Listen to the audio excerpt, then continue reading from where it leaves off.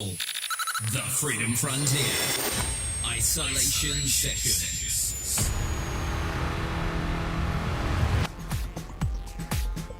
Welcome back to Calculated Drivel, ladies and gentlemen, boys and girls, niños. This is the Spanish special, or aka the Especial Español. And today, Matt and I are delighted to bring in a brand new guest of honour. This week, or esta semana in Spanish, we are joined by a very unique guest. He hails from Brighton, UK, and has spent time teaching English whilst honing his Spanish over the last 5 years, brackets I think. He is a keen skateboarder and provides highbrow, humoured edge to our team at Calculated Drivel. Without further ado, we give you the Spanish Correspondent, based out of Seville in Spain, Jack Francis. And Matt, hello as well. Welcome. We'll insert some crowd noise, yeah. Insert crowd noises here. ¿Qué tal, Jack? How are you? Yeah, not too bad. Not too bad. Am I allowed to drink coffee while I'm doing this? Oh, absolutely. Yeah. We encourage hot drinks on the breakfast session. Don't hold back on any front. Promise not to No. slap. Matt, do you want to ask our guest the classic Calculated Drivel questions? So before we get into Protocol. the general chit chat, we'll just go in for the hard hitting intro questions that we ask everyone we have on the show. Firstly, have you ever seen a dog? Yeah, seen a few. Well, I was led to believe they were dogs. What made you think that they were dogs? Having a name given to them by an owner as opposed to a parent. Are parents owners in some way? I guess they kind of own their babies, they own their kids in the same But way. also barking, sniffing each other's bums, shitting on the floor, eating each other's shit. I'd say Stuff. barking is... This guy's not another human with hair all over him. He's But it could be- probably a dog. But it could be a different type of animal, is what I'm thinking. But Yeah. the barking does kind of lead me to believe it might have been a dog. But then we've just assigned it the word bark. You know, for all I know, it could have been a meow. Yeah, could have been. I mean, there's a lot of variation in dogs, and I guess or for our Spanish listeners, Jack, would you like to tell anyone who's trying to learn Spanish how to say dog in Spanish? Perro. Perro. Oh yeah, No, you gotta make sure you roll the R's, otherwise you're just saying butt. That's great. The difference between perro and perro. I can't roll my R's. Matt, give it a go. Pero, maybe. Okay, so now you said butt, and now say dog. How do you say butt dog? Perro. Nice. How do you say woof? What's like the Spanish word for woof? I can't actually remember. Okay. It might just be woof. I remember. Or what was it they say in Spain?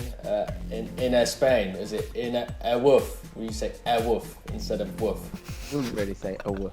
It's more when you've No. got an S and a consonant sound together. But yeah, sure, a woof. Why not? Nice. And then moving on, how do you clean your sieves? Oh, okay. I wasn't sure about the first question, but the second question, man, that's a question.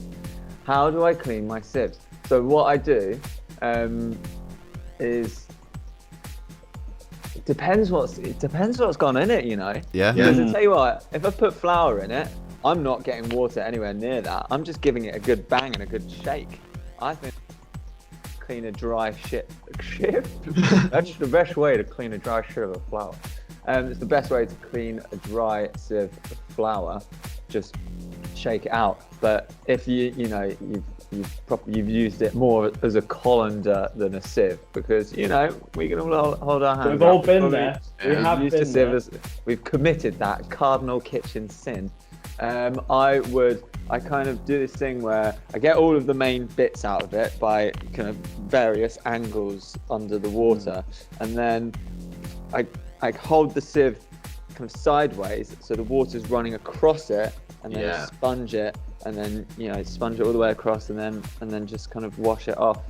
It's quite enjoyable. I think it's enjoyable. I'm happy that you've got such a thorough and well-considered approach, because me and Mark previously discussed that we just throw them away and get a new one, because Yeah, it's not worth the it's hassle. not even worth it. Just hearing that kills me a little inside. Yeah, I mean, I also said to Matt a while back that if to make me feel a little bit better about throwing them away, I try to donate them to a sort of a local sort of children's hospice or something, because a sieve can actually work quite well as some sort of tin man or metal robot man sort of character for a children's fancy dress up sort of thing. A sieve or a colander in that same regard.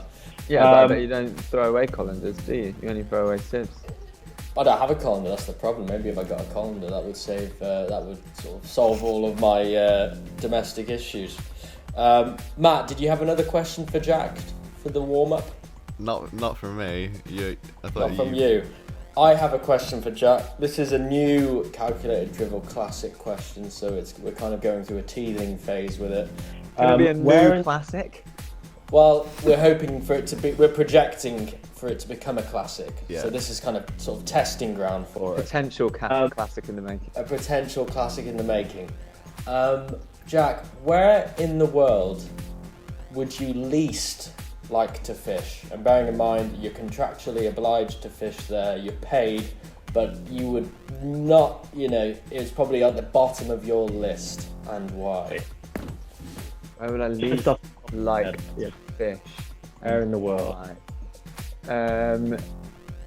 In your bathwater, Mark. Okay. Okay, yeah, I think that would be, if you were contractually obliged to fish in a place where you knew full well there were no fish. Yeah. That would be God. quite... Oh, no, I forgot to mention, you're still in the bath. Oh, right, okay. I've got That one. would be a difficult one to explain if someone walked in. It's he's contractually obliged. Don't judge, you're good. being paid. No, wait, that doesn't work, does it? So, Jack, you want to give us a little background of your journey into teaching and how you've arrived at this current table and put in front of this artwork today? Yeah, sure. I went travelling to South America, and then I came back and I decided that I didn't want to live in England anymore. And since then, I taught in Spain, I went out to Colombia, and then I was in Macedonia, and then all of these, in between these little brief stints in the UK, and now I'm back out in Spain again. Nice. Are you in Spain for the foreseeable future? Yeah, I reckon so. Nice. Yeah. And when you were, for a little bit of trivia, Colombia, Matt, what is the capital of Colombia? Let's see how good Matt is on... I can't even guess. I don't know. Give me a clue. It starts with an M, I think. No, it doesn't. What do you think it is? I thought it was Medellin. The first three letters are actually a colloquial term for the toilet. Ah, okay. Do you want to put us out of our misery, Jack? Wait, this is the capital of Colombia, right? Yeah. It's Bogota. All right, now let's mix it up again. So I also taught in Macedonia. Oh What's my God. the capital of Macedonia? The tables have turned. The tables were never good for us, Jack. Macedonia. I'm just. This is just dead air, so I'm going to help you out here. It's Skopje, obviously. Okay, and yeah, now yeah. just to throw in a little easy one. So I currently live in Spain. What road do I live on? No, go on. What's the capital of Spain? Let you have your little moment. Madrid. Madrid, well done. There we go. I could pat you on the back, I would. Nice. You're not allowed to do that anymore, Jack. I've heard about what's going on. Anyway, teaching themes for Jack. Are you ready for your first question? Will you answer all these questions on a postcard if you please? I've always been interested in how people deal with difficult kids or students, and I wondered, Jack, how do you tend to deal with troublemakers in class? Can you set the scene, Mark? Okay, so you're in class. It's your first week in Seville in Spain, and this younger niño, he's decided that he's got a bit of attitude, and he doesn't like new teachers called Jack from Brighton. One. We've all been there. We've all been there. And he's just not listening to you. He's trying to distract other kids. How do you approach it? Bearing in mind this is your first week of this new job, and he's about 14. He's about 14. What's your go-to? I'd sit him down after class and I say, look, buddy, buck your ideas up, or a whole damn rain of fury is going to come down. You've got me as a teacher for the next year. We can do this the easy way, or we can do this the hard way. The hard way includes, you not, enjoying. No, I wouldn't do it. And that's when he goes, go on, Jack. The hard way food. Go on. I like the idea of Kicking a bin or an object is always good, I feel like, when you're trying to get your point across, sort of. You try and do it verbally, he's still giving you attitude. Kick an object across the floor, and then oh God, this guy means business.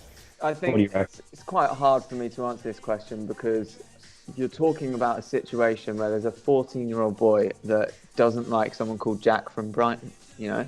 It's just unfathomable. Yeah, next question. This one's a slightly more technical question for you, Jack.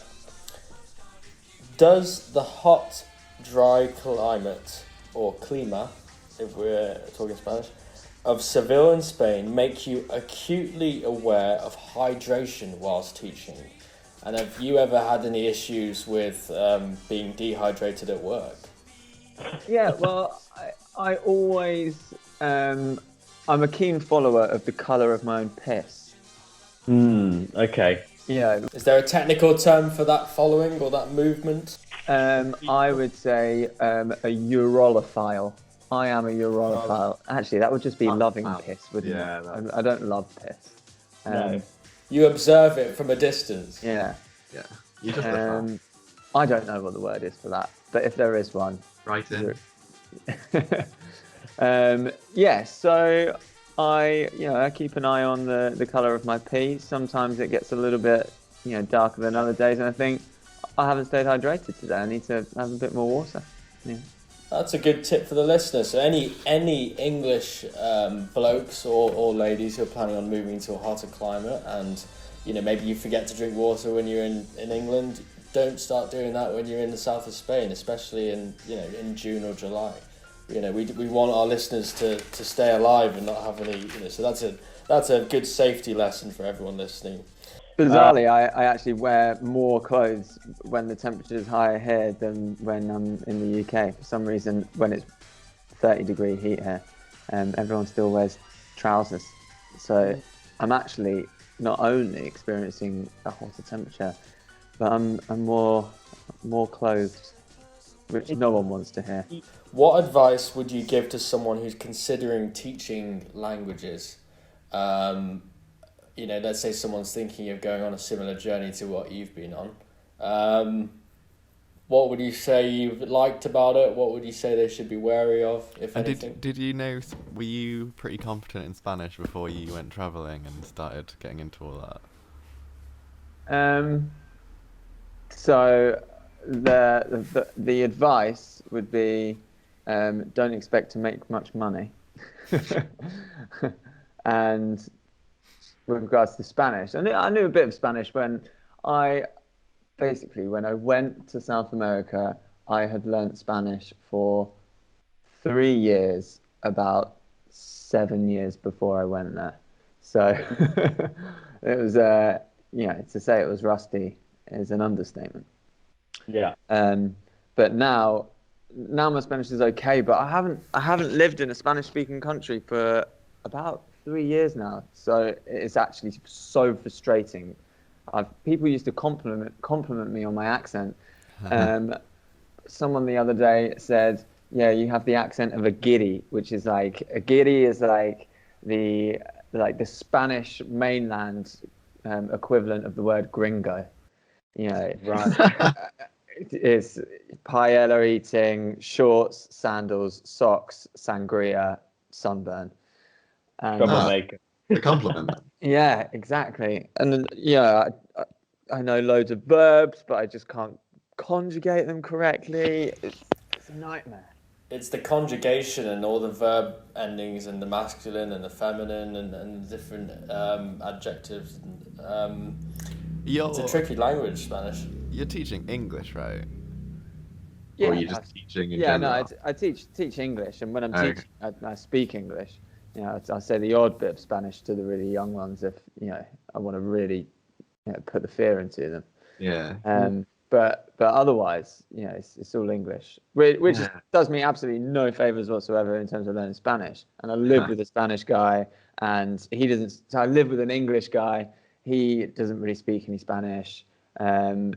It's not great. Interesting. Yeah, I know a guy who he taught English in Vietnam. Obviously, he didn't speak any Vietnamese.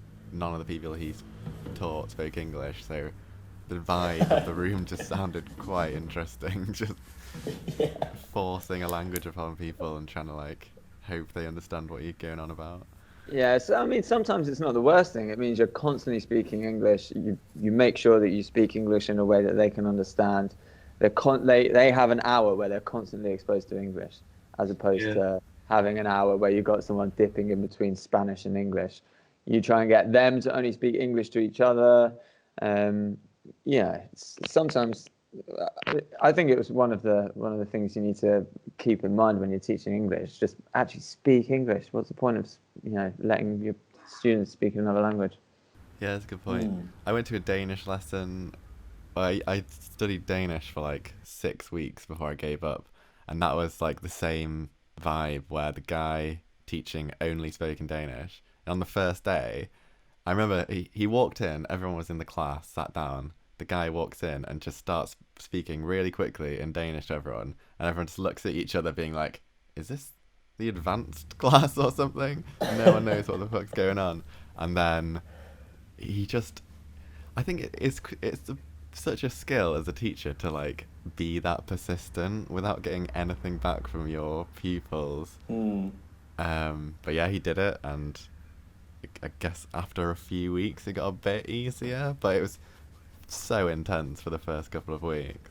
Yeah, it's a very different kind of teaching, because I teach some high level students, and obviously you can already have a conversation, you can talk about a topic and actually share opinions and kind of learn about each other. But when you're teaching someone that's that low level, it is just repetition, just the really basic grammar, really basic words. You make a lot of progress though, because you can see how quickly they're learning and picking stuff up. And you've also got to bear in mind that if you're teaching someone, I've taught a lot of Saudi Arabian students. They can't even write the Roman script. Yeah. They can't even. They have to go back right to basics. And even in I think in Arabic, in Saudi Arabian culture, they don't write a lot anyway. So their writing's not that great in their own script, let alone Yeah, God, I feel sorry for some of those It, kids. it must be very, very rewarding when you have that first lesson with a group and then you see a particular student who really was like completely lost at the start. Maybe not dissimilar to Matt in his Danish lesson, sort of staring blankly and sort of, and then you gradually see their personality start to come out as they kind of manage to put a few bits together and learn a bit of vocab. I mean, that must be quite satisfying to see. Yeah, and as they just get more comfortable in the class and start kind of being themselves. The first kind of week or so, normally everyone's pretty on edge and they don't know each other, they don't know you. But then as you kind of make it an environment where they feel comfortable, they start to open up. It's nice. Have you had any nightmare lessons where it's just... Oh yeah, I've definitely had some nightmare lessons, but I can't think off the top of my head that any of that stand out. I think I might have blocked them out from memory. I've definitely had students. Ironically, the scenario that you talked about with the 14-year-old boy that doesn't like someone called Jack from Brighton, I had at the school I'm teaching at the moment. But when I taught there 3-4 years ago, saw a boy he just hated school. He hated coming to the English classes. He hated me. And just every activity I set for them. Where do you go from that starting point? It's a tough one, isn't it? It's a tricky one because like school, you are the authority, but when you're teaching in an academy or it's like an after-school club, like they're the customer. They're a paying customer, and you can't like just send them out the class because then the parents will be like, well, what am I just paying to have a kid sat outside the class? Yeah. So you have to find a way of making it work. Sit outside. Yeah. Normally just try and do stuff that they're actually going to enjoy. Like instead of being like, let's learn vocabulary or learn grammar or whatever, just try and trick them into thinking they're having fun, but actually teach them. That's a skill. It's like at the end, and they go, "Hang on, you were teaching us the whole damn time whilst I was laughing." Then you get gotcha, didn't I? Shit, I've learned again, you bastard. I'm not going to let you do that to me again. You're not going to do it again. Any teachers listening who also have some insights, please write in for the next show. The next question we have on the list for our Spanish correspondent, Jack Francis. The do's and don'ts of tapas. Have you ever had any... the do's and don'ts of tapas? Well, it really depends where you are, where you're eating tapas. If you're in Granada, then you don't even have to buy a tapas. You just order a beer and they bring tapas over with it. That's so good. Yeah, I think the same in Malaga as well. No, that's the difference. In Granada, they'll just give you a tapas. It's just whatever's coming out. In Malaga, apparently you can actually order a specific tapas off the menu when you order your beer. So you buy beer and then they're like, "So what tapas would you like?" But unfortunately, it's not like that here in Seville.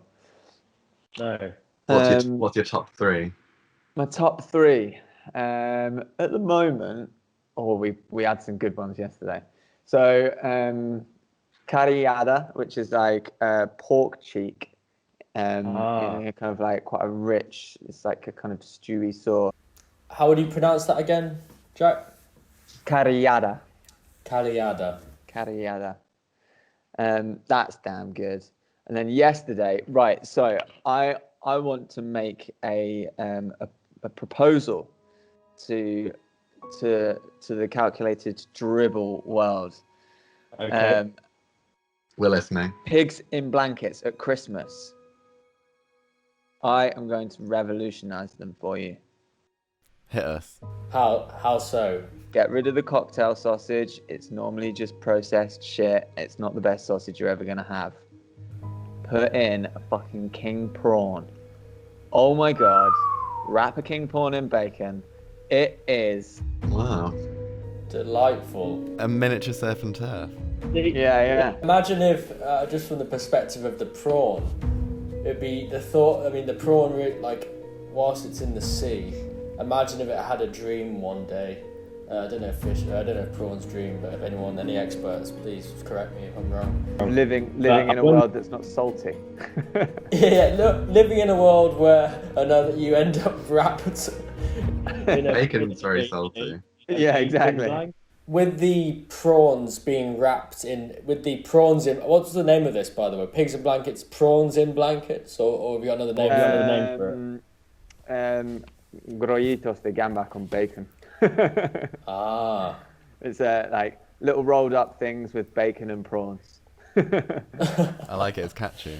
Yeah. Well, Matt, would you like to interject and explain to Jack our sponsor, Sex Crisps, and what they have to offer with the Spanish show? I mean, with the Spanish special. The Calculated Drivel Spanish Special is sponsored by Patatas Calientes, Spain's #1 erotic crisp brand. Try our new paella flavor today. Well, our usual sponsor, Sex Crisps, have teamed up with their kind of Spanish sister company, which is Patatas Caliente, which I don't know what that means, but I imagine it's something to do with crisps. And they're the #1 erotic crisp brand in Hot Spain. potatoes. So I'm sure. Have you seen them around, Jack? I'm sure. Oh yeah. There isn't a moment that goes by that I don't have a patata caliente in mi boca. Yep. So yeah, they're sponsoring this episode, and they're particularly pushing for their new paella flavor.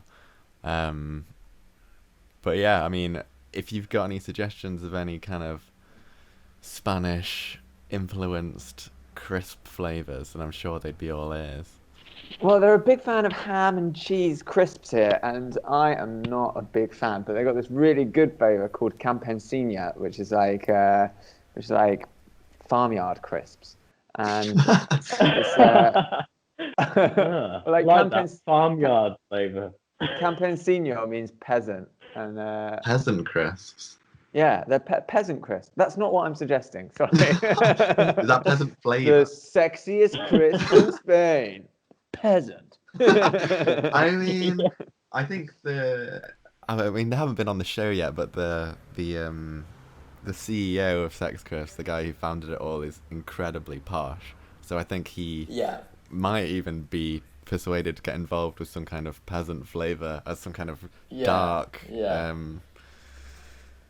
One of the more sort of after hours sort of flavors, one of the after the watershed sort of Sex Crisp flavors. They're already pretty. We are top trying shelf. Munching on the peasants, Yeah, we are.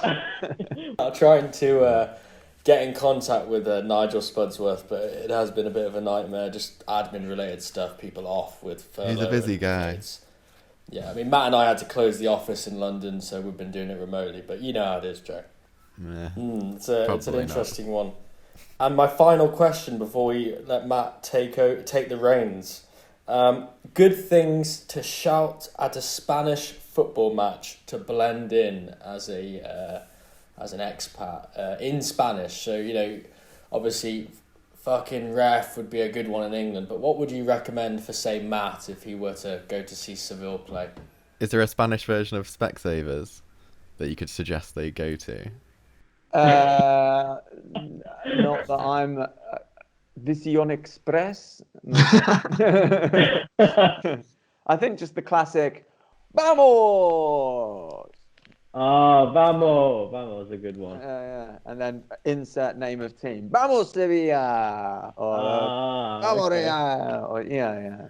We got a more aggressive one, maybe directed at a particular player or referee.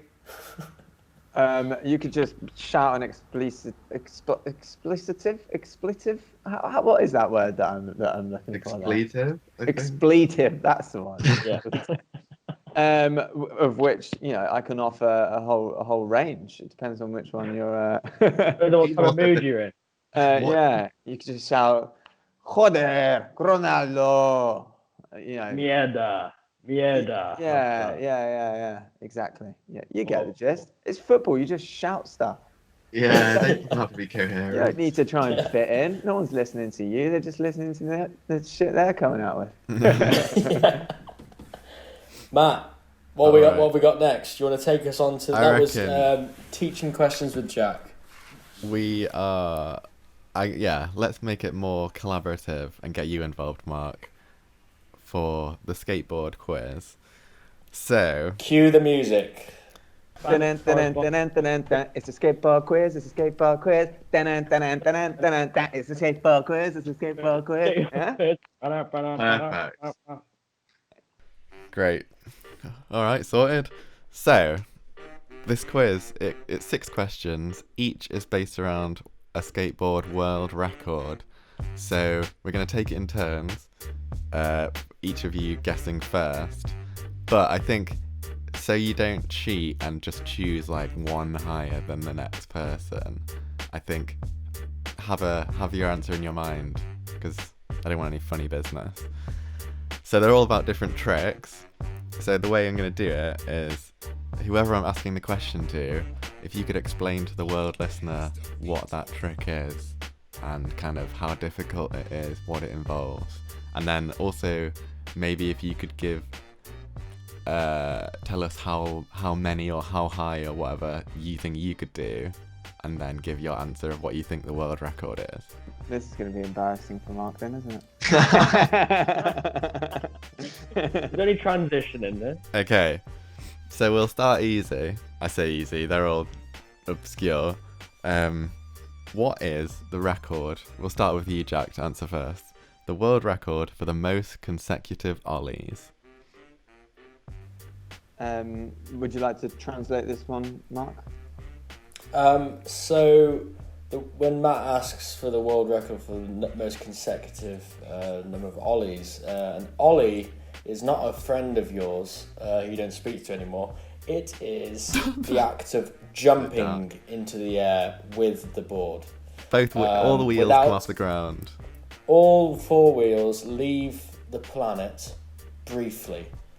And if you're good, not briefly, they leave the planet for a while and come back down. But you do not grab the board with your hand, you use your feet. Your back foot is positioned on the tail as leverage, your front foot is in the middle of the board.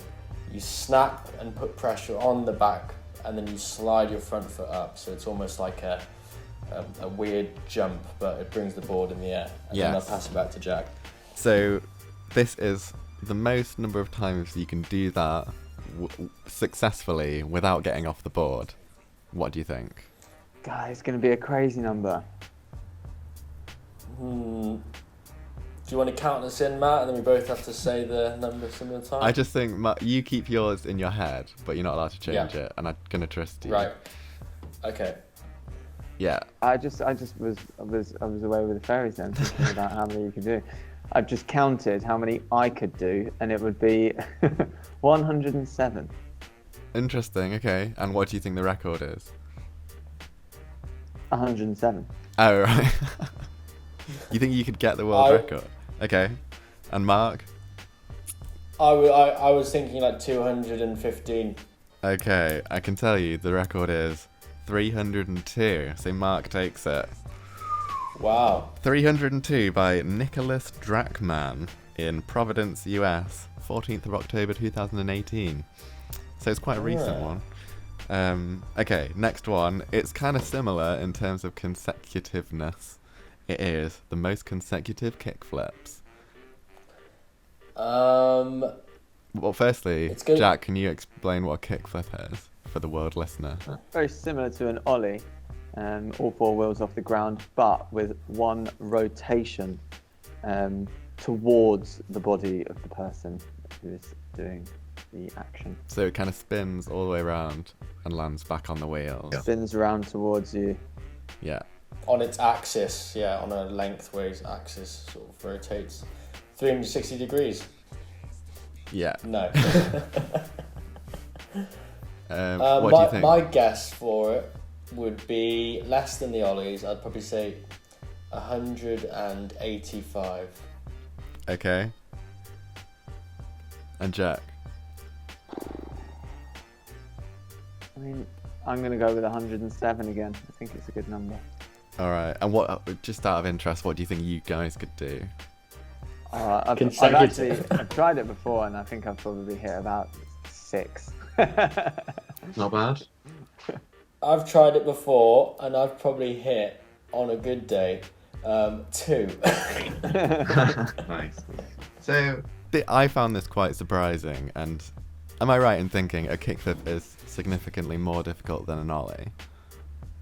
So Yes. the world record for the most consecutive kickflips is 1,546. Oh, do me a What favour. the hell? I think that What guy did you should get, give like? the Ollie record a go because he could Yeah. probably do it. Honestly, you can do something that qualifies as an ollie that requires very, very little effort. But like, kickflips actually, they're a lot more consuming. There's a lot more going on. Mark takes it again, 2-0. Sorry, who set that record? This was Zach Carl from Waterford, USA, on the 30th of November 2008. And are these certified? This is from the Guinness World Record website, yeah. There has to be an independent adjudicator present in order to authenticate. Yeah. Authenticate.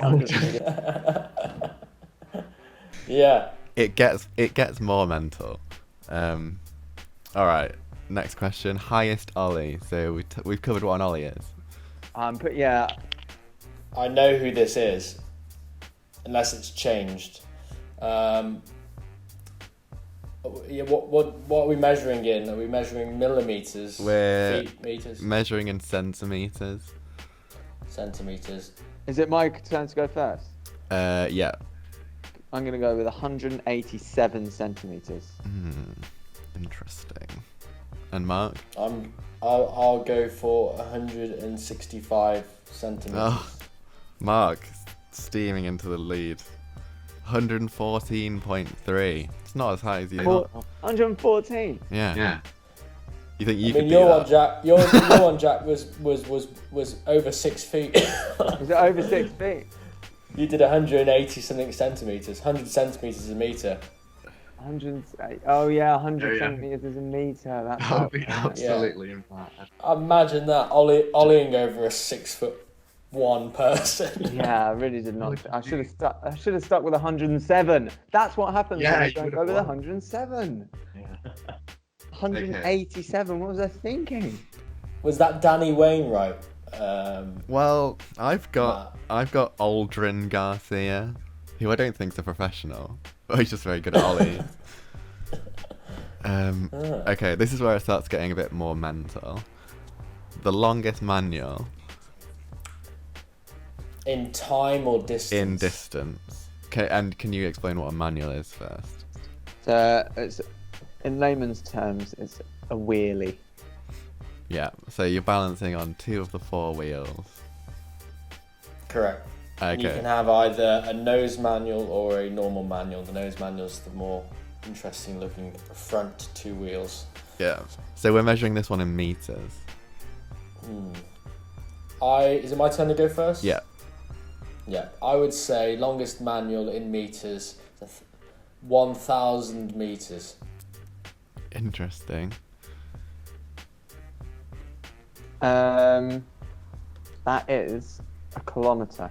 So 1 kilometer. Yeah, I don't know how Yeah. you get the speed to do that. You'd need to A have big some sort hill. of hill. Go Yeah. down a hill, yeah. A kilometer long. Manualing hill. down it. I'm gonna go with 701 meters. Wow, okay. I think I might have led you down a path by saying that this was ridiculous because it's actually 224 meters, which I thought was quite far. But you're back in Yeah, it, Jack. 3-1.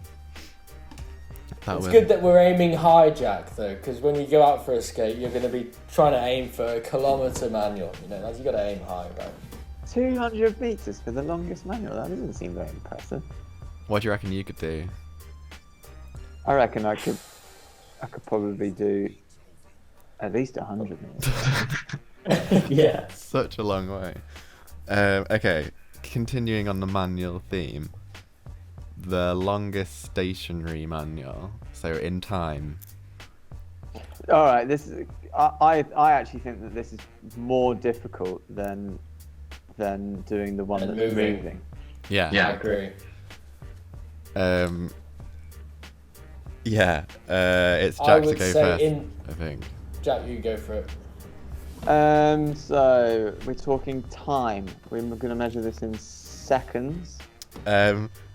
Minutes, which might give you a clue. Measure it in hours. Minutes. Or hours, yeah. I mean, it's up to you. If I tell you the unit, it might steer you too much, so... Suggesting that I measure it in hours, plural. No. That is an important. I'm suggesting that you choose for yourself. I like the idea of Jack saying, "Are you suggesting that I can measure it in half an hour increments?" Really honing in on the figure. Yeah. Okay. In which case, I will go with 17 minutes. Okay. Okay. Mark? And I'll go with half an hour. Okay, so this is the one that I think is the most ridiculous. 2 hours, 55 minutes and 22 seconds. That's the same length as one of the whole Lord of the Rings films. Yeah, you you can could- watch that Well, that's... whilst manually. That was one of the things I was thinking, is like, what is... It's a long time. What is he going to be doing? He's going to go quite bored. Maybe he did watch Lord of the Rings whilst he was doing it. Yeah. What was the trick to it? Who knows? But yeah, how ridiculous is that? 2 hours, 55 minutes. So Mark, you've won now, but we'll do the last question anyway. Yeah. It is the most Bonus ollies round. in a minute. The most what? The most ollies in a minute. Most ollies in a minute. And interestingly, this is the only record of the 6 which wasn't set in America. So an extra point if you can guess the country it was set in. Whose go is it? Mine? Shall I go first? Jack going first? Yeah, you go first, Mark. Yeah, go on, you go first. I'll go for 50. So almost 1 a second. Yeah. No, I reckon it could be faster than a second of Norway. I'm going to go with 61. Jack takes it 82. 82. Wow. That would look hilarious. Yeah, but yeah. This guy having some sort of seizure on a board or something. I don't know. I bet they're not very high, Ollie. No, definitely not. No. But then, they you know, couldn't if you're be. going for speed, then you're going for speed. You're going for And high. Yeah. for a bonus 2 points to take it to a tie break, what country was it set in? Oh, Jack. Where would they sing her? What country was it set in? So I am going to go on. I'm going to say Brazil. It was Poland. So Mark, you win. Well done. There I you was go. going to say Ukraine. The odds were There you stacked. Yeah, slightly. Where in the world would I imagine them trying to set an ollieing record? Which place culturally would want to do that? Do you want So to? that's the skateboarding quiz. Do you want to play us out with the theme tune? Skateboarding quiz. Hey, Skateboarding quiz, skateboarding quiz. skateboarding quiz. Wow. I did a new one. Yeah, it's fine. We can put a consistent beat behind all of that sample. Lovely stuff. What are we on to now, Matt? I think it might be time to read out email correspondence. Yeah. On topics in the last episode. That sounds good. Email's a great way to stay in touch with one another. First correspondence is from Terry in Watford. He says, "Hi guys, found your feature regarding toothpaste flavours in last week's episode rather brilliant. I worked for Colgate. You worked for Colgate? I worked for Colgate on the factory line for the best part of a decade. We worked long hours, working on the very subtle variations in mint flavours, and it had never occurred to me that other flavours were available. Keep up the good work. P.S. I wouldn't recommend working for Colgate. My marriage suffered and ended in divorce." But thanks for your correspondence. I think I also know someone who worked in a toothpaste factory. Oh yeah? Oh, really? Was he called Terry? They didn't get divorced as well, did they? Well, how did they get on? never got Mentally. married. So, you know, maybe that's a little tip for Terry. Did you? Yeah. Did the person you know enjoy their time there? No, they hated it. Their job mainly consisted of putting the caps on the tops of bottles, or it was either that or checking that the lids were that they worked or something. He said it was just hours and hours of toothpaste lids. Grinding. God, there's like, as much as like the rise of robotics is scary, I just feel like robots can do that job and save someone Yeah. the hassle. I mean, you know, Save someone their sanity. Yeah. Maybe not their job, Yeah. but. Whew. Yeah, I mean, we're made of stardust. I don't think we were on this planet to put small lids onto toothpaste, for 8 hours a day. I mean, some things are not right for people to do, and that's one of them. And Terry, thank you for getting in touch, and I'm glad you don't work there anymore. And I hope your life's well, picking up that's- since you left as well. Actually, it's nice to know that, you know, it's nice to hear a story from a person that has really sacrificed something for the health of everyone's teeth The around health of the nation. yeah, Yeah, the world exactly. or the UK area.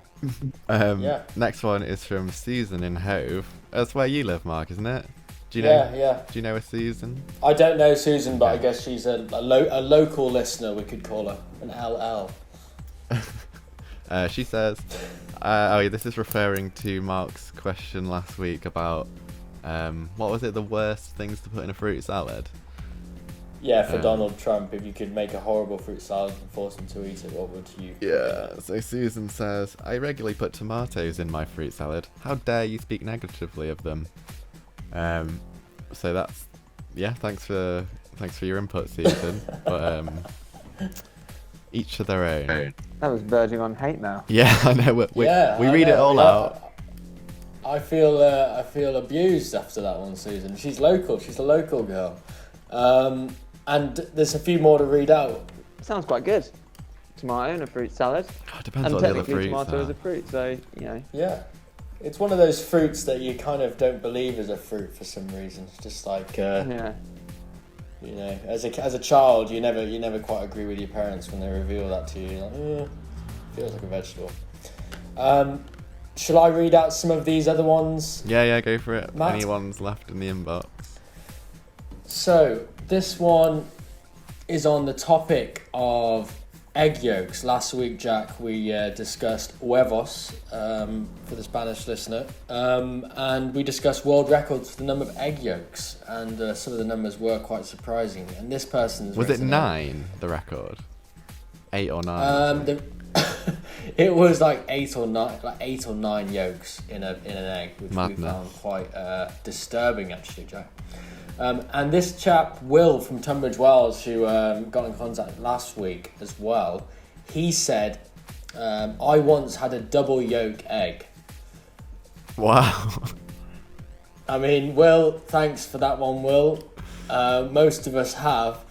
You must have been living under a rock for the last however many years. I don't know what they're drinking in Tunbridge Wells. To be fair, well, no, I think we did encourage people to write in with their yolk anecdotes, but maybe he just hasn't had an interesting one. But thanks for getting in touch. Will answers the questions we ask. They may not be interesting answers, but he answers them. So thanks, Will. Can we hear from someone who hasn't had a double yolk egg? And then next week, Get when someone they on the show. when they If there's email in and say, I've not had an egg with 2 yolks, we can talk about how boring that is as well. Yeah. Yeah. Well, You haven't had an egg with... Well, that's not worth writing in about. yeah, anyone listening who's never even had a double yolker. Yeah. First of all, I feel sorry for you. Anyone with we've an not- egg allergy, please write in and Yeah. we'll just slate you next week. No topic Yeah. is too dull. And we'll slate you with a smile on our faces. I think some people The who next- write in actually get a kick out of us laying into them.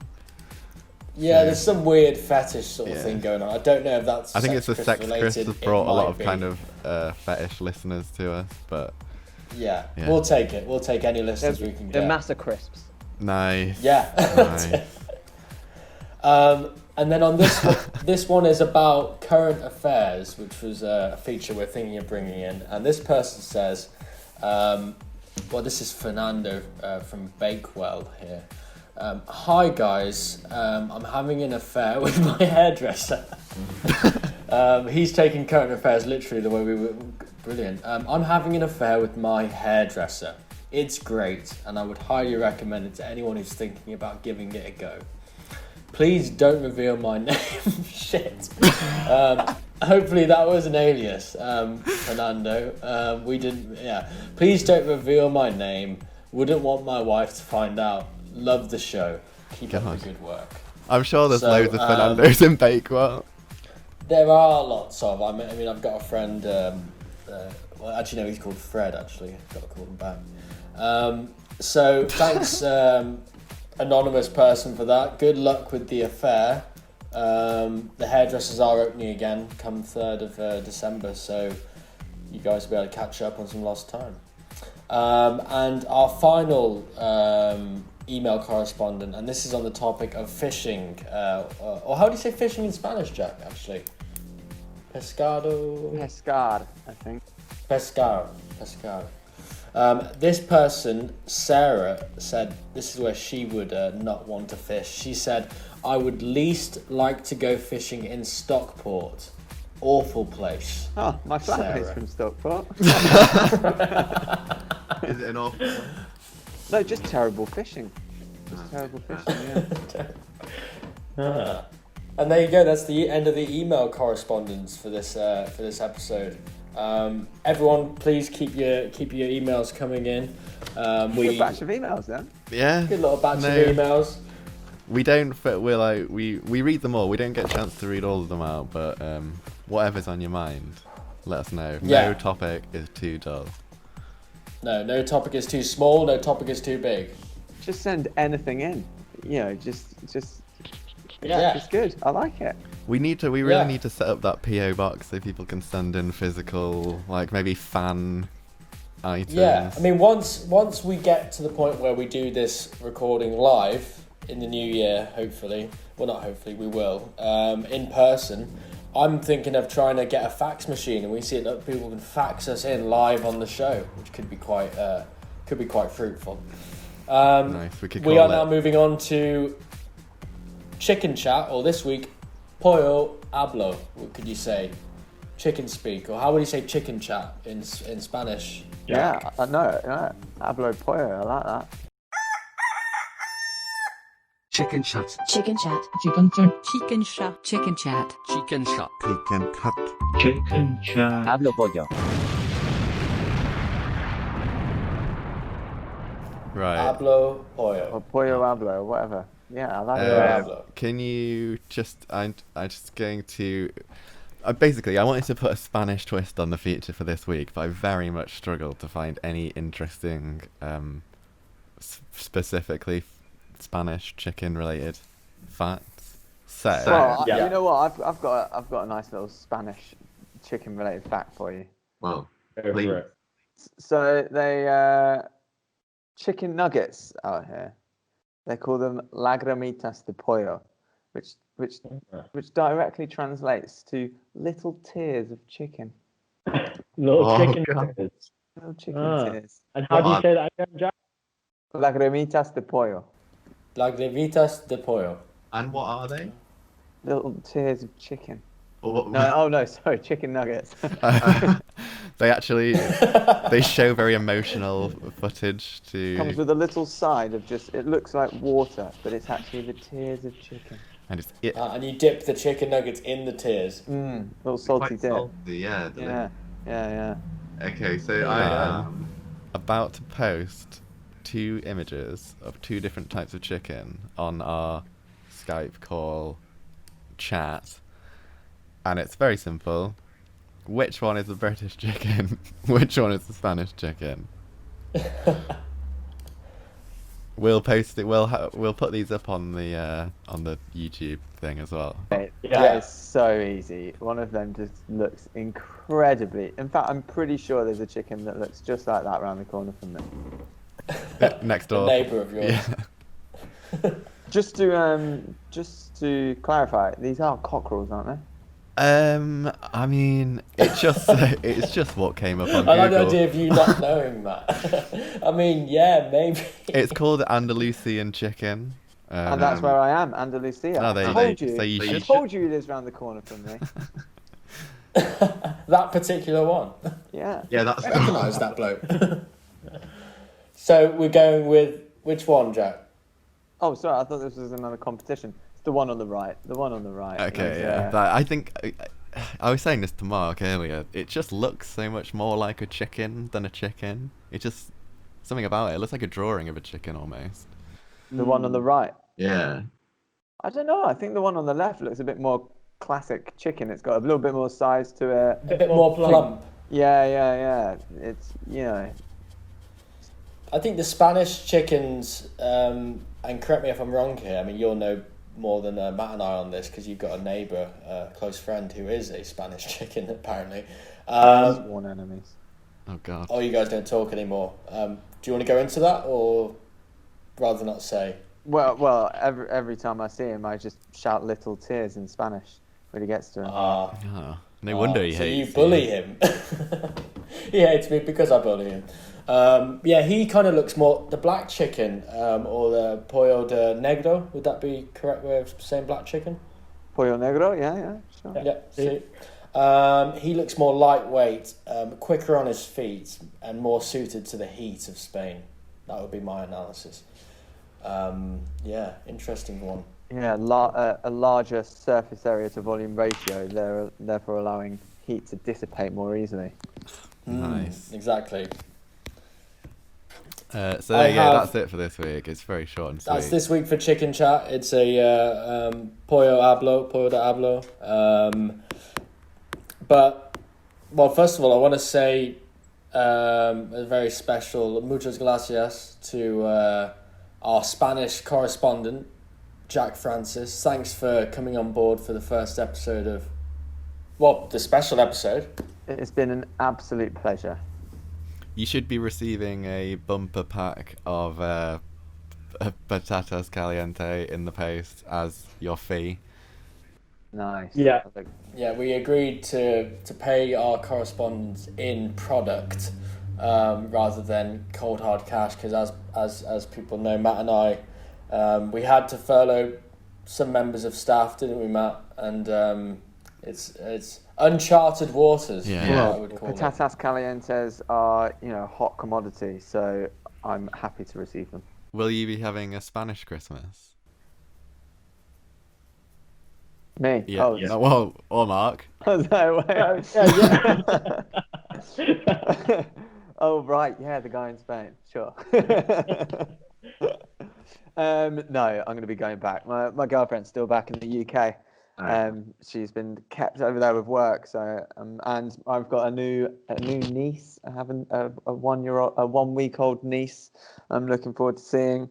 Lots of family back home. So, gonna see them over Christmas. And on that note, I want to say thanks very much again for coming on the show, Jack. Great to see you again, Matt, my long-term colleague. And thank you again, Sex Crisps, with the new paella or paella. Would that be the correct pronunciation, Jack? Yeah. Paella. It will be for now.